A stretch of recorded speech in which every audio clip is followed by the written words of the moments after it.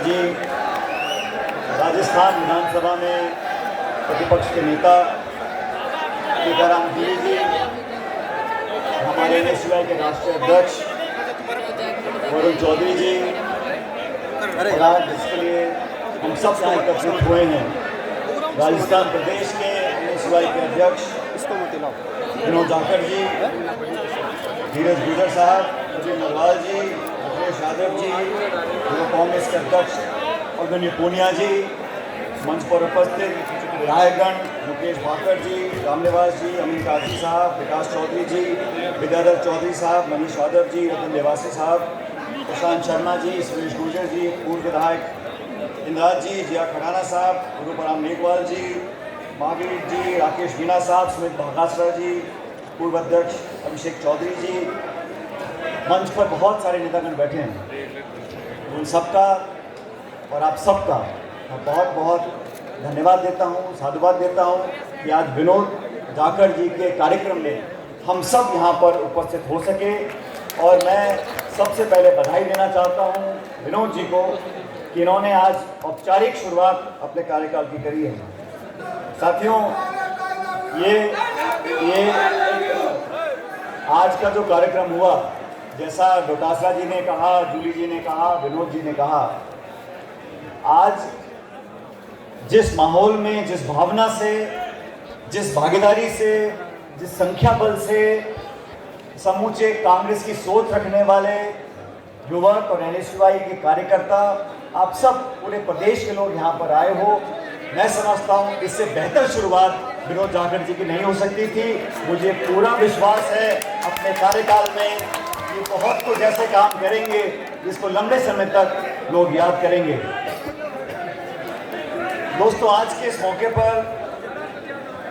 सभी साथियों ने बात रखी और सभी ने नौजवानों की भागीदारी, नौजवानों की राजनीति, छात्र राजनीति, विश्वविद्यालय की राजनीति और कैसे पिछले कुछ समय में हम सब लोग आगे बढ़े हैं। आज देश में हालात बदले हैं। आज दिल्ली में जरूर एक सरकार बनी है, जो एक खंडित जनादेश आया था, उस खंडित जनादेश के बाद एक मिलीजुली सरकार देश में बनी है। ये बात सच है कि भाजपा के नेतृत्व में सरकार बनी है, लेकिन ये बात भी सच है कि बीजेपी चुनाव से पहले 303 सांसद लेके मैदान में उतरी थी और आज भाजपा के 70-75 सांसद कम हुए हैं और पूरे देश में कांग्रेस का जो संख्या बल था आज दुगना हुआ है। और मैं बात आपको इसलिए बता रहा हूं कि देश का जो माहौल है उसमें बदलाव क्यों आया। वही नेता, वही भाषण आप देखते हैं भाजपा के साथियों को, दिल्ली वाले नेताओं क्या कर रहा है भाई, कैसे मुंडा लटका हुआ है, चेहरा उतरा हुआ है और चमक नहीं है। सत्ता में बैठे हैं, लेकिन सत्ता परिवर्तन में सबसे बड़ा योगदान अगर किसी का रहा तो मैं मानता हूं कि किसान और नौजवान का रहा। पूरे देश में तो 10 साल की सरकार का कार्यकाल रहा, उसको लोगों ने देखा, समझा, आकलन किया और अंत में लोगों को लगा कि ये लोग बार बार वही भाषण देते हैं, वही जुमले देते हैं, अब समय बदलाव का है। इसलिए आज देश की संसद में राहुल गांधी जी प्रतिपक्ष के नेता हैं और ज़्यादा अंतर नहीं है, 290 और 234, विपक्ष के 234 सांसद हैं।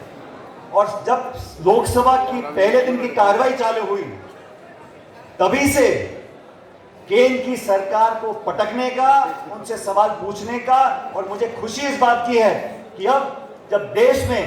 ये नीट का मुद्दा ज्वलंत मुद्दा बन चुका, नौजवानों के भविष्य से जो जानबूझ के खिलवाड़ कर रहे हैं, उसका बीड़ा राहुल गांधी जी ने लोकसभा में उठाया है। आप सब यहां नौजवान साथी बैठे हैं और हम सब जानते हैं इस देश में परीक्षा पास कर नौकरी पाना बड़ा कठिन, जटिल, मेहनतकश, तपस्या, त्याग